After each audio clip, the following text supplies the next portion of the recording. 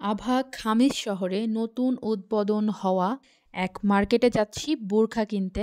সাথে সুন্দর এই মার্কেটটি ঘুরে দেখাবো আপনাদের। তো চলুন শুরু করা যাক। সো হ্যালো এভরিওয়ান, আসসালামু আলাইকুম। কেমন আছেন আপনারা সবাই? আশা করছি সবাই অনেক বেশি ভালো আছেন। আলহামদুলিল্লাহ, আপনাদের সবার দোয়ায় আমিও ভালো আছি। ওজন বেশি হয়ে গিয়েছিল, তাই দেশের থেকে আর কোনো বোরখা আনতে পারিনি। একটা বোরখায় জাস্ট আমি পরে এসেছিলাম। আজকে আফরোজের পাপা একটু ফ্রি ছিল, তাই হঠাৎ করেই প্ল্যান করে ফেললাম যে চলো ঘুরে আসি আর বোরখা দেখি পছন্দ হয় কিনা। এর আগের বার যখন এসেছিলাম তখন দেখে গিয়েছিলাম মার্কেটটা মাত্র রেডি হচ্ছে, তো এবার এসে দেখলাম মার্কেটটা উদ্বোধন হয়ে গিয়েছে। এর জন্য অন্য আর কোনো মার্কেটে না গিয়ে এই মার্কেটটাই দেখতে চলে আসলাম। মার্কেটটা এত বেশি বড় ছিল যে পুরোটা দেখে শেষ করতে পারিনি। তো আমরা সরাসরি মার্কেটের ভিতরে ঢুকে উঠে যাচ্ছি দোতলায়। বোরখা যেখানে আছে সেই বোরখার সেকশনে যাচ্ছি। তো এইদিকে চলে আসলাম, এসেই দেখছি কার্পেট, জায়নামাজ আর কম্বলের মেলা। তারপরে এই পাশে ছিল ফার্নিচার, বাসার আসবাবপত্র, ঘরের যাবতীয় ফার্নিচারের সেকশন ছিল এটা। আর এই দিকটাতে ছিল ব্যাগের সেকশন।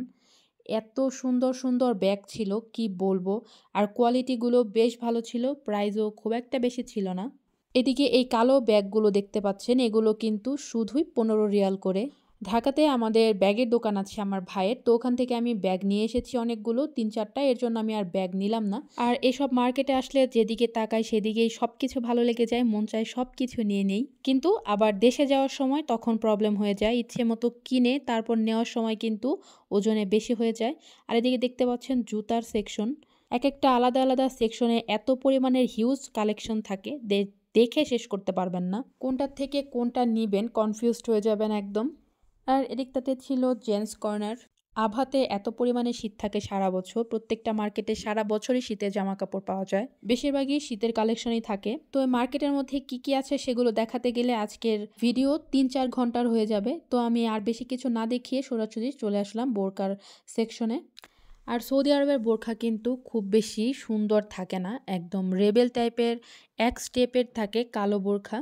অন্য কোনো কালার থাকে না, যেমন আমি যেই কালারের বোরখা পরে আছি, এটা পরে আমি বাহিরে বের হলে নিজের কাছে আনইজি ফিল হয়, কারণ সবাই কালো বোরখা পরে, এখানে অন্য কোনো কালারের বোরখা চলে না। তো আমি এখানে এই বোরখাটা একটু পছন্দ হয়ে গিয়েছিল, ট্রাই করে দেখতে চাচ্ছিলাম। এই বোরখা যেগুলো দেখতে পাচ্ছেন এগুলো কিন্তু সবই 100 রিয়ালের উপরে, এটা 150 রিয়ালের মতো ছিল।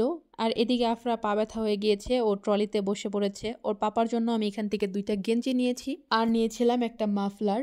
বোরখা মোটামুটি সবই সুন্দর ছিল, কিন্তু বেশি ডিজাইন করা ছিল না। দেখতে পাচ্ছেন অনেক বোরখার কালেকশন অনেক অনেক ছিল।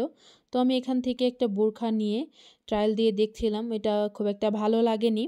বোরখার একদমই কোনো ডিজাইন থাকবে না, কিন্তু প্রাইস এত বেশি থাকবে।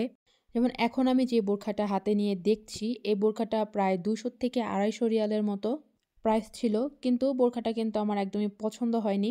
একদম সাদা সিধে সিম্পল বোরখা, প্রাইস অনেক বেশি। অনেক বোরখাই ছিল কম দামি বেশি দামি সব ধরনের প্রাইজেই ছিল। তো আমি এখান থেকে দেখছিলাম কোনটা ভালো লাগে, প্রাইস তো ম্যাটার করে না, আসলে যেটা পছন্দ হবে সেটাই নিব। যদি সেটা কম দামি হয় তাতেও কোনো প্রবলেম নেই, পছন্দটাই কিন্তু মেইন। এদিকে আমার একটার পর একটা বোরখা দেখা দেখে আফরার পাপা তো বিরক্ত হয়ে যাচ্ছিল, উনি বলছিল যেটাই দেখছিল সেটাই ওনার কাছে ভালো লাগে, যেন আমি তাড়াতাড়ি নিয়ে নিই আর তাড়াতাড়ি চলে যাই। তো ওখান থেকে আমি 10টা দেখে এই একটা বোরখা পছন্দ হয়ে গিয়েছিল, এটা নিয়ে এসেছি আমি। এই বোরখাটা পুরো বোরখাই কিন্তু কালো ছিল, শুধু হাতের এই কাজগুলো ছিল, হাতে এই এমব্রয়ডারি করা ছিল। এটা 100 রিয়াল নিয়েছিল আমার কাছে। তো যাই হোক, বোরখা কেনা হয়ে গেল, এবার নিচতলায় চলে আসলাম। এসে এদিকে তো সব গ্রোসারি আইটেম, বাচ্চাদের চকলেট, খাবার জিনিস সব কিছু ছিল।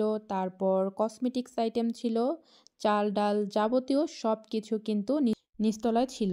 আরও এক পাশে ছিল এই ফলের সেকশনটা, এখানে ফল ছিল, তারপর মাছ মাংস সবজির থেকে শুরু করে সব কিছুই ছিল। তো আমি এখান থেকে জয়তুনের যে পিকেলগুলো পাওয়া যায় সেই জয়তুনের পিকেল নিয়েছিলাম। জয়তুনের পিকেল তো আমার কাছে খুবই ভালো লাগে।